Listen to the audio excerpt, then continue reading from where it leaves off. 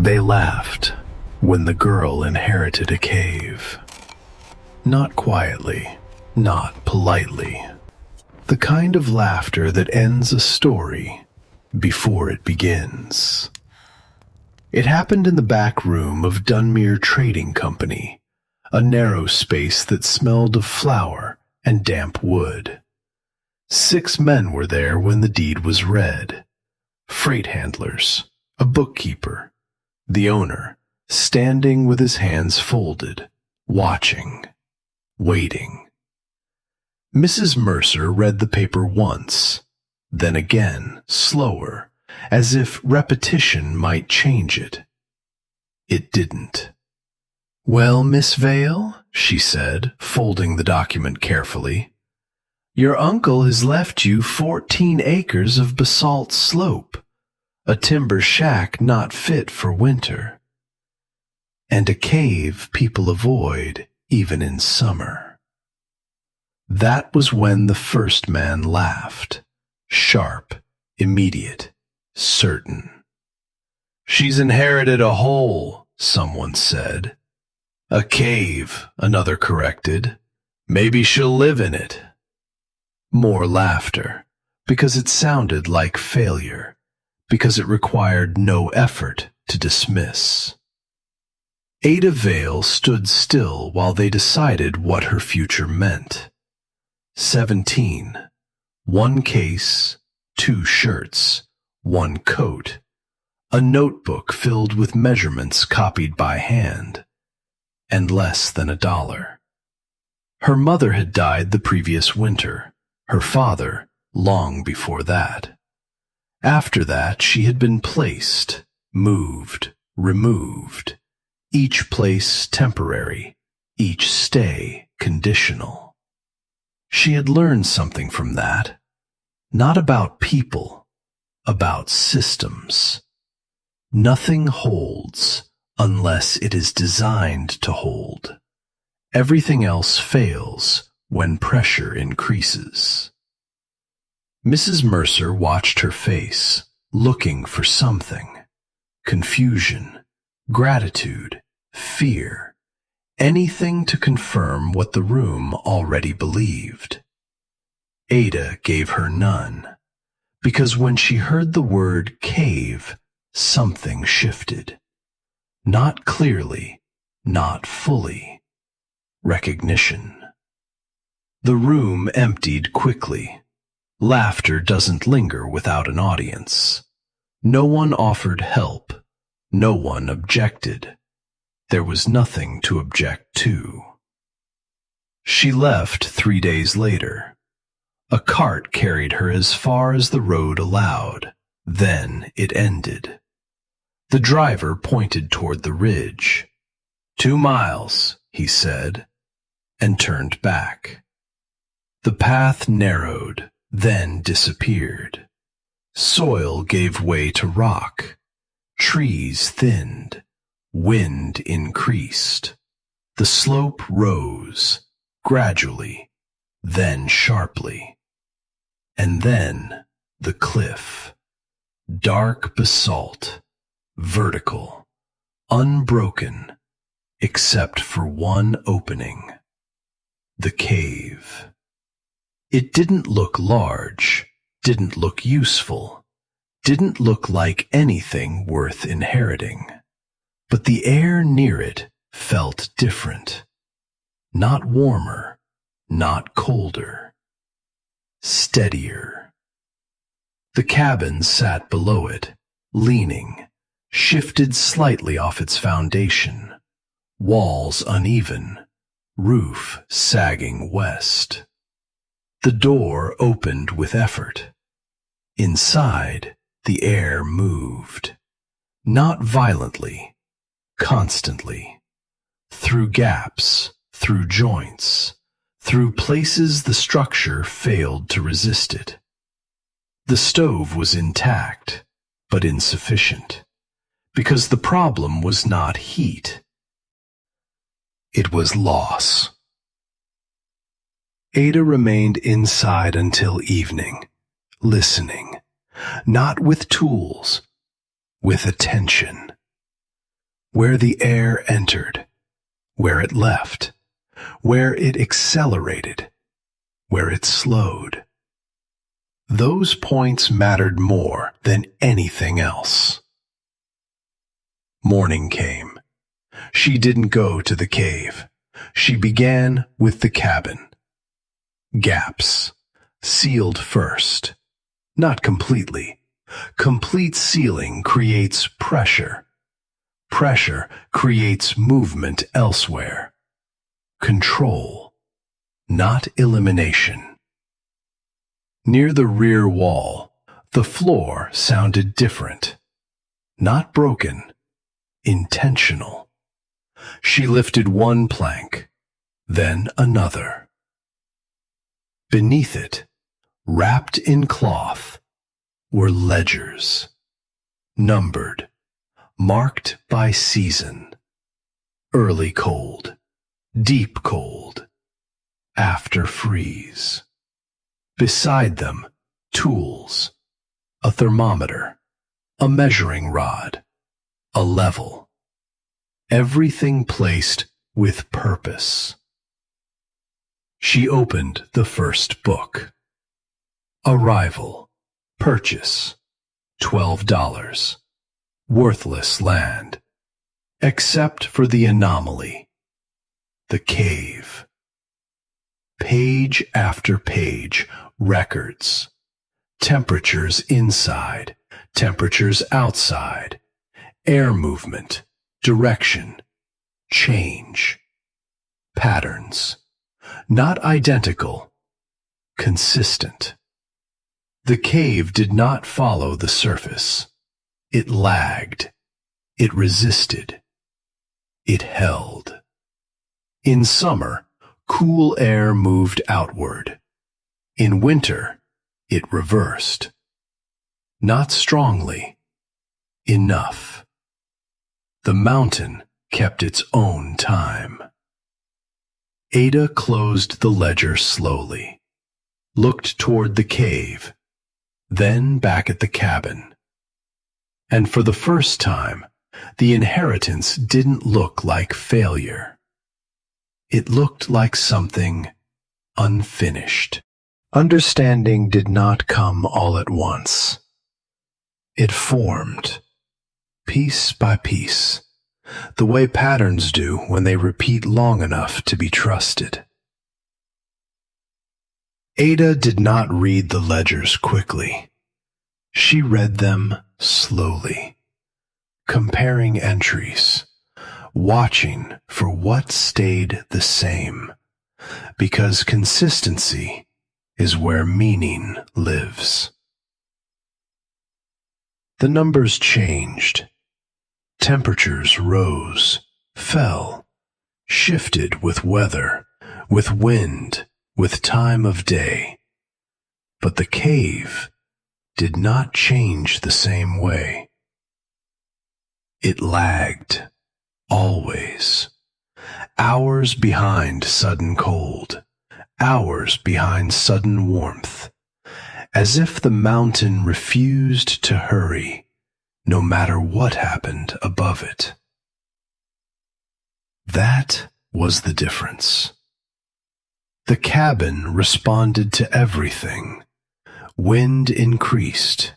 It lost heat. Temperature dropped. It followed. Pressure changed. It reacted immediately. The cave did not. It resisted, held, delayed. Stability. Ada turned back through the earlier entries. Her uncle had written the same thing, just differently. The rock does not hurry. Another line, underlined twice. Surface changes are noise. Depth is signal. He had measured the distance from the cave mouth to deeper sections, recorded air movement, not as force, but as behavior. When it reversed, when it slowed, when it held steady. He had not been searching for heat. That was the first mistake others made. He had been searching for something else. Control. Ada spread the pages across the floor, followed the diagrams, the notes, the failed attempts, because failure had been recorded just as carefully as success. A direct opening marked as ineffective. Too much movement, too fast. Heat lost immediately. A wider passage, worse. Air accelerated. Loss increased. System collapsed. Then the design began to change. Not larger, smaller, broken, offset. Not a tunnel, a regulator. Her uncle had drawn it in sections. 3 segments, not aligned, each angled slightly away from the next, each interrupting flow. Between them, barriers, not sealed walls, partial. Openings shifted to the side. Air could pass, but not directly. It would have to turn. Slow. Lose force. Because fast air carries heat away. Slow air holds it. That was the principle. Not warmth, behavior. Ada closed the last ledger, sat still for a moment, not thinking, aligning. If the cave and cabin were connected directly, the cabin would inherit instability. Cold would enter, fast. Heat would leave, faster. But if they were connected correctly, the cabin would not inherit temperature. It would inherit behavior. It would begin to lag. That distinction mattered more than anything else. She stepped outside, toward the cave. The air at the entrance moved, not strong, not weak, consistent. She stood there longer than necessary, feeling it change, or rather, not change. That was enough. Consistency can be used. Variation cannot. She measured the distance from the cabin wall to the cave mouth. 14 paces. Slight elevation change. Stone close to the surface. Not easy, but possible.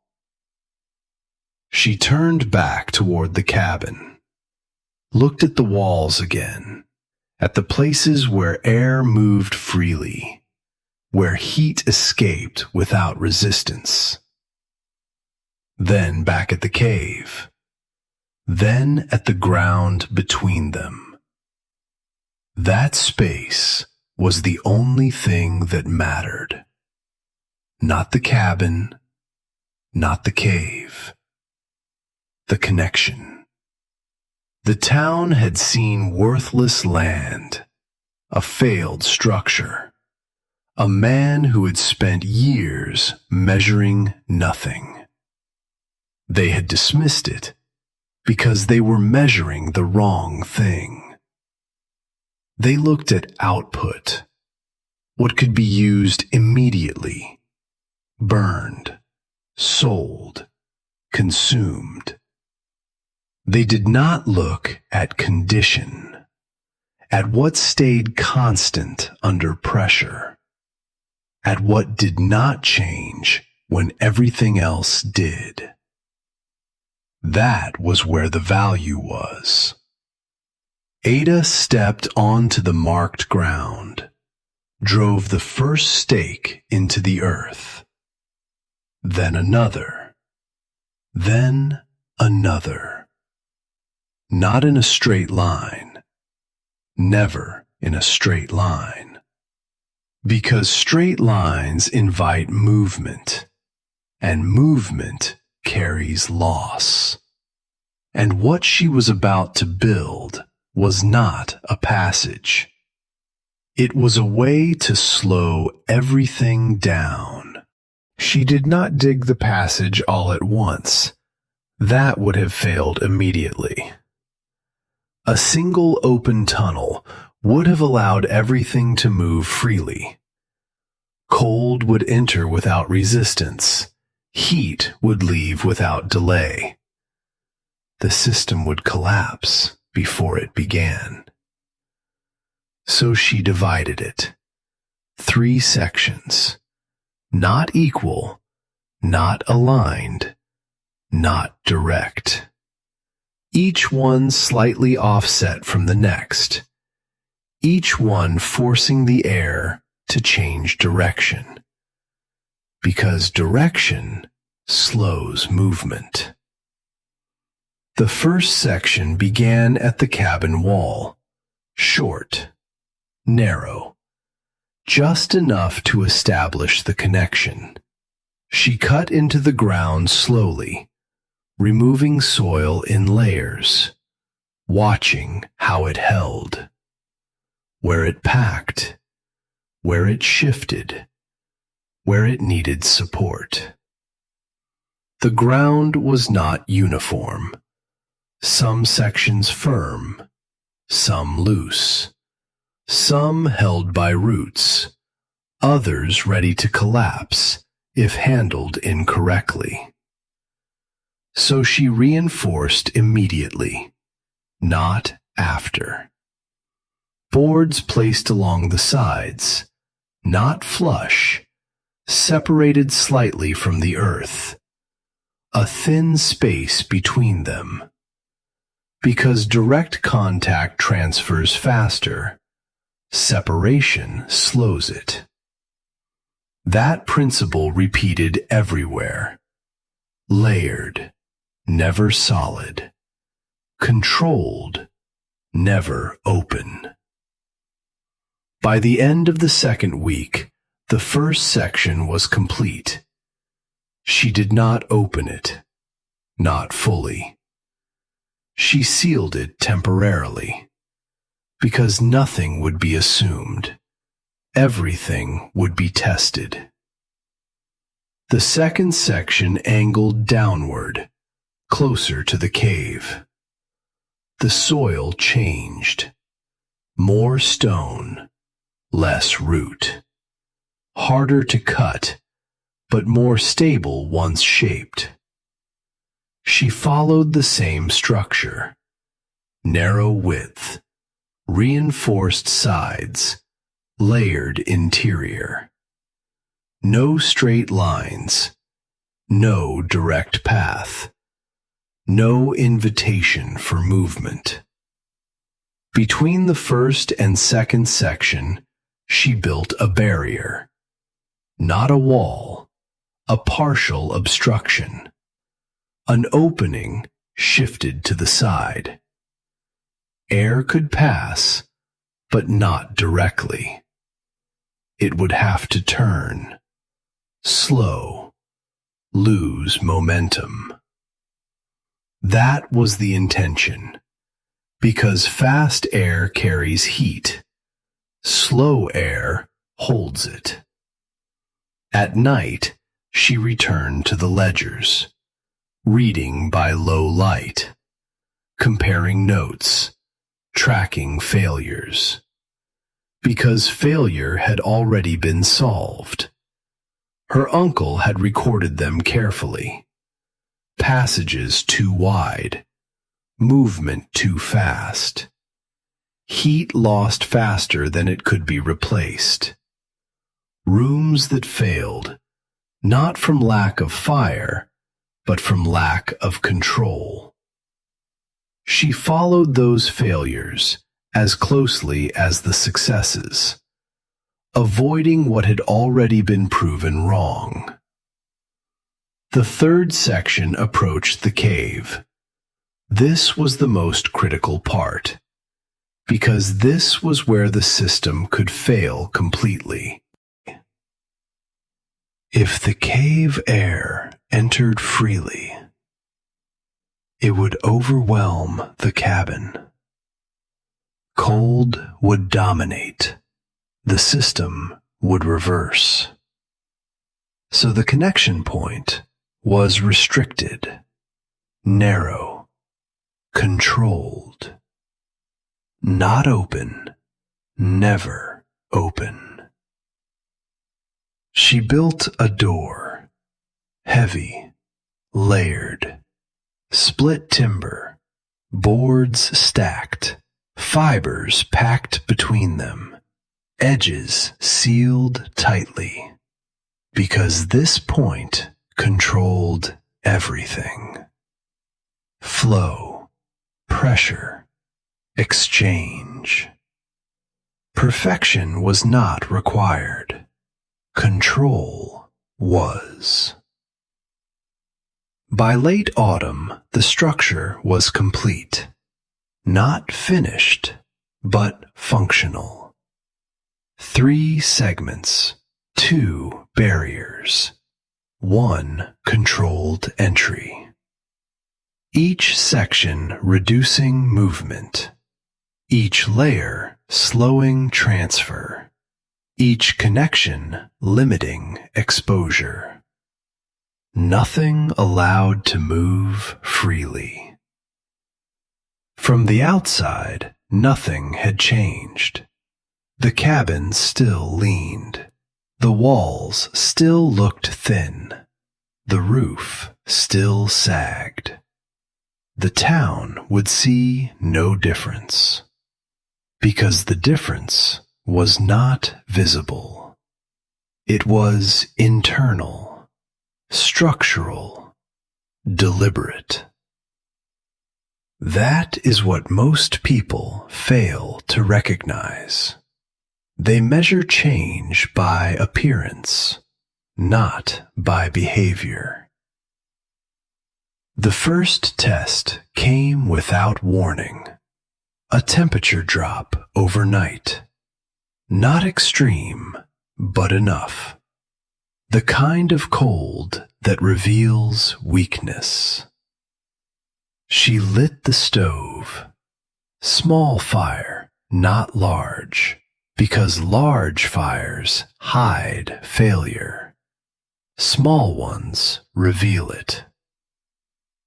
She closed the door, waited, watched. Not the flames, the air, where it moved, where it settled, where it stopped. The draft near the north wall had reduced, not eliminated, reduced. The floor held heat longer. The corners cooled more slowly. Not dramatic, measurable. That was enough. Because systems do not need to be perfect. They need to be consistent. The second test came 3 days later. Colder. Wind present. Pressure increased. She opened the first barrier slightly, then closed it again, watching the response. The temperature shifted, slowly, not immediately. The system reacted, but did not collapse. That mattered, because responsiveness without instability is the goal. Too responsive means too exposed. Too stable means no exchange. Balance exists between those 2 points, and that balance must be controlled. By early winter, she had adjusted each section. Small changes, narrowing openings, adding layers, sealing missed gaps. Each correction reduced loss. Each adjustment increased control. The cave began to influence the cabin, not strongly, subtly. The interior no longer followed the outside. It lagged, slowed. That was the objective, not warmth. Control. Because warmth can be created, but control has to be built. Winter did not arrive suddenly. It narrowed. Day by day, taking something each time. First the edges, then the spaces between, then anything left exposed. That is how real cold works. By the second week, the air no longer moved the same way. It pressed, held, stayed. The kind of cold that does not pass through. It settles. And once it settles, it begins to remove what is not protected. The town felt it first, not in temperature, in effort. More wood, more time, more movement required just to stay where they had been. That is always the first sign, not failure, increase. Then came the second, reduction. Wood piles shrinking faster than expected, trips outside shorter, less frequent, because every movement now carried risk. Then the third, breakdown. Not sudden, not complete, gradual. One house losing heat too quickly, another unable to hold fire through the night, another showing frost inside the walls. Once frost appears inside, the system has already failed. The cabin did not follow that pattern. It changed, but it did not collapse. The stove burned, dimmed, went out. And still, the air inside did not match the air outside. Not equal, not comfortable, controlled. That difference is everything. Because control allows recovery. Without control, recovery becomes impossible. Ada adjusted the first barrier, closed it further, reducing exchange. The interior temperature dropped slightly, but more slowly.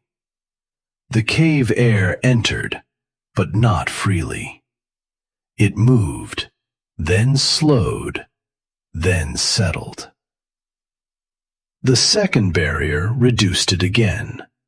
By the time it reached the cabin, it was no longer outside air.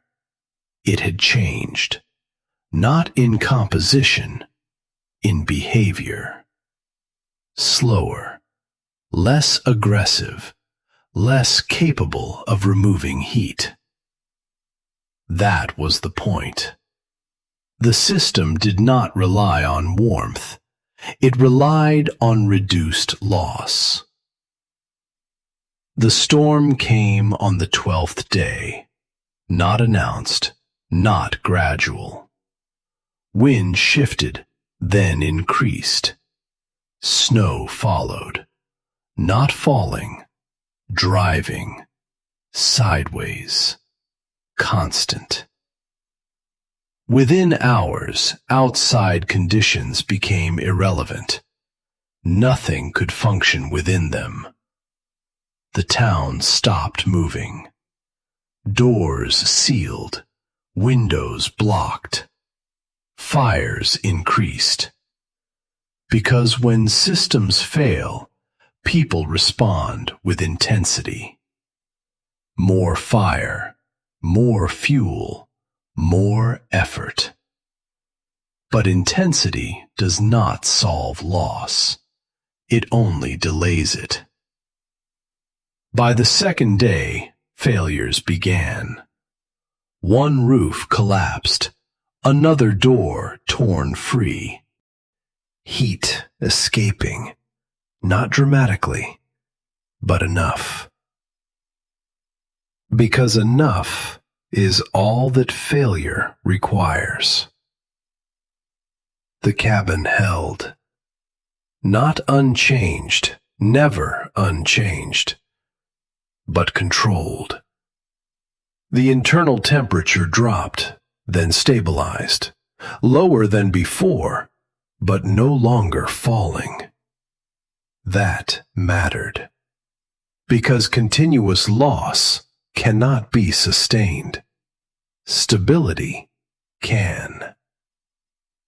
Ada reduced the fire, not increased it, because the system did not require intensity.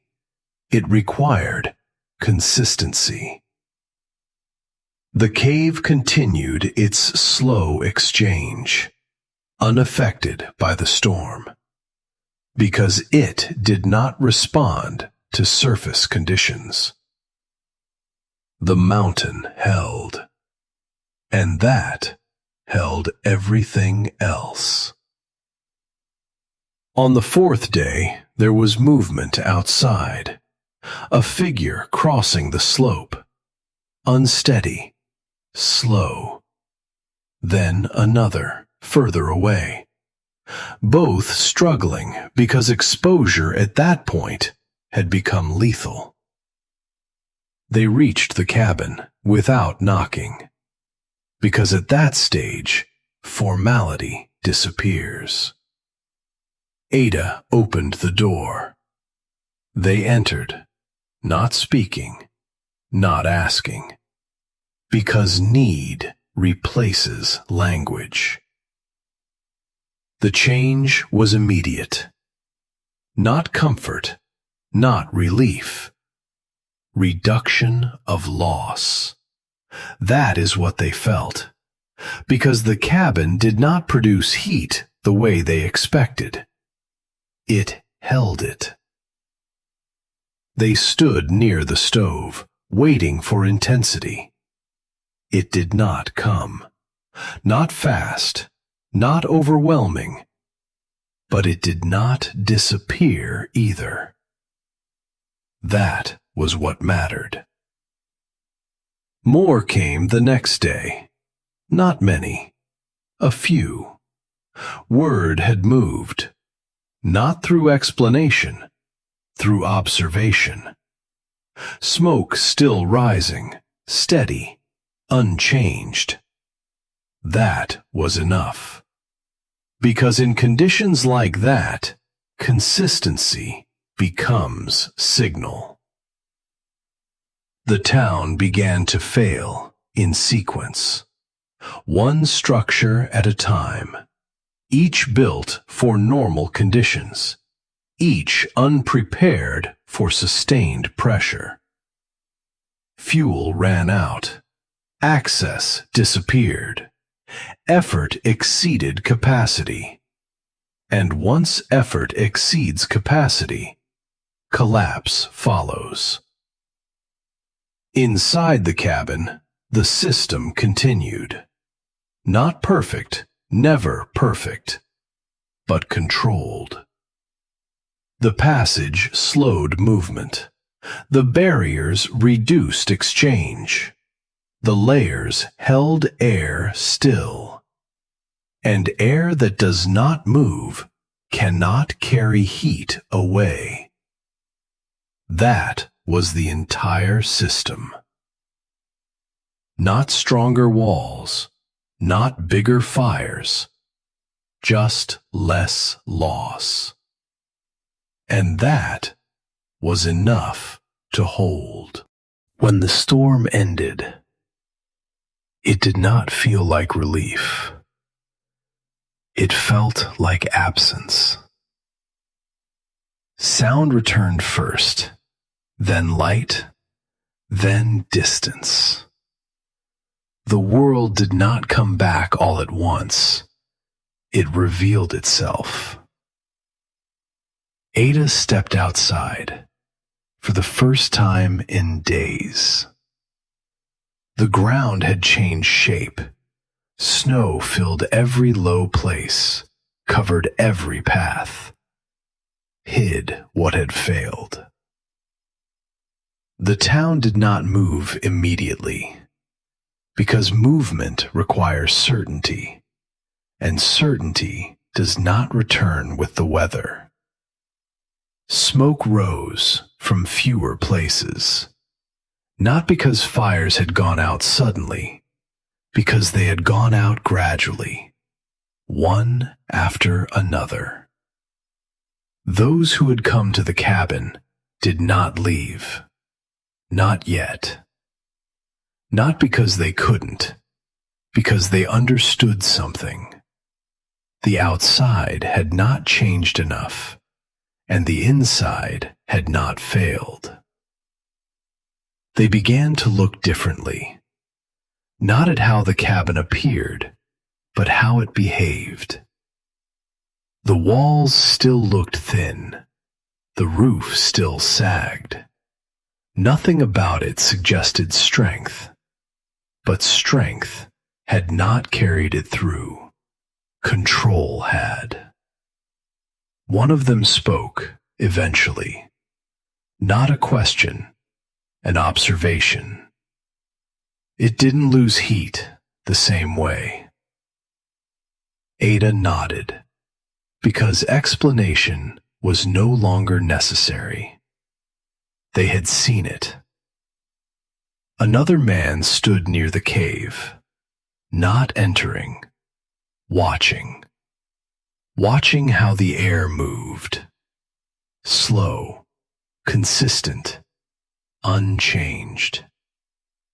That never shifted, he said. No, Ada replied. It doesn't respond the same way. He nodded, not fully understanding, but accepting.